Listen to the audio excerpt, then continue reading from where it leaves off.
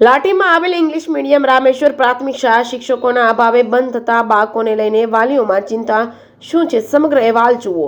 લાઠી શહેરમાં આવેલ એકમાત્ર ઇંગ્લિશ મીડિયમ રામેશ્વર પ્રાથમિક શાળા બંધ થતા બાળકોને લઈને વાલીઓમાં ચિંતા જોવા મળી છે। ત્યારે વાલીઓએ કહ્યું હતું કે બાળકોના વાલીઓએ જણાવ્યું છે કે સરકાર દ્વારા 7 વર્ષ પહેલા બાળકો માટે ઇંગ્લિશ મીડિયમ પ્રાથમિક શાળા શરૂ કરવામાં આવી છે, જેમાં મેં મારા દીકરો અને દીકરીને ત્યાં ભણવા મૂક્યા હતા અને મેં કંટાળીને બીજી તાલુકા શાળામાં મૂકી દીધા છે। વાલીએ આક્ષેપો કરતા જણાવ્યું છે કે ક્યારેય પણ પૂરતા ઇંગ્લિશ મીડિયમના શિક્ષકો નથી આવ્યા, પૂરતા પુસ્તકો મળ્યા નથી બાળકોને। મેં નહીં, મારી સાથે ઘણા વાલીઓએ કંટાળીને પોતાના બાળકોને સારા ભવિષ્ય માટે બીજી સ્કૂલમાં અભ્યાસ માટે દાખલ કરી દીધા છે। મારી સાથે બીજા વાલીઓ પણ અધિકારીઓને ઉપલી અધિકારીઓને ઘણી રજૂઆતો કરવા છતાં કંઈ નિરાકરણ આવ્યું ન હતું। છોકરાઓના ભવિષ્ય માટે મેં બીજી સ્કૂલમાં ફેરવી લીધા છે। આશરે 6 વર્ષ પહેલા 70 વિદ્યાર્થીઓ હતા અને બંધ થવાની હતી ત્યારે 6 થી 7 વિદ્યાર્થીઓ રહ્યા છે। લાઠી શહેરની અંદર આવેલ એકમાત્ર ઇંગ્લિશ મીડિયમ સ્કૂલ બંધ થતા વાલીઓની ચિંતા વધી છે। આ બાબતે તાલુકા શિક્ષણ અધિકારીને પૂછતા તેમણે પોતાનો લૂલો બચાવ કરતા કહ્યું કે રામેશ્વર પ્રાથમિક શાળામાં બાળકોની સંખ્યા ન હોવાના કારણે સ્કૂલને બંધ કરાવવામાં આવી છે। ત્યારે એમાં વધુમાં કહ્યું હતું, અત્યારે 0 સંખ્યા છે, બંધ નથી થઈ, મંજૂરી માટે ઉપર મોકલાવેલ છે। ત્યારે હવે જોવાનું એ રહ્યું કે આ ઇંગ્લિશ મીડિયમ સ્કૂલ ફરીથી શરૂ થશે કે નહીં। જે કેસની ગુજરાતી સાથે જૈનિક સોજિત્રા, અમરેલી। ગામ છે ને આજે સ્કૂલ બંધ થઈ ગઈ છે, કેવી તકલીફ પડે છે? ચેતન બાબુભાઈ મકવાણા મારું નામ છે।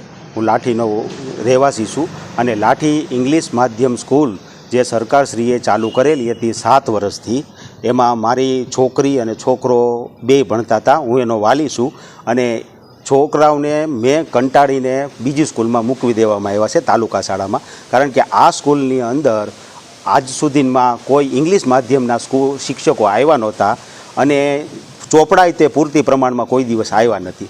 એના હિસાબે બધા વાલીઓએ મારી આગળ ઘણીવાર રજૂઆત કરેલી, આગળ ઉપરી અધિકારીને બધાને રજૂઆત કરેલી, પણ કોઈ પણ શિક્ષકો મૂકવામાં, એક શિક્ષક અને 7 ધોરણ કોઈ દિવસ ચાલે નહીં।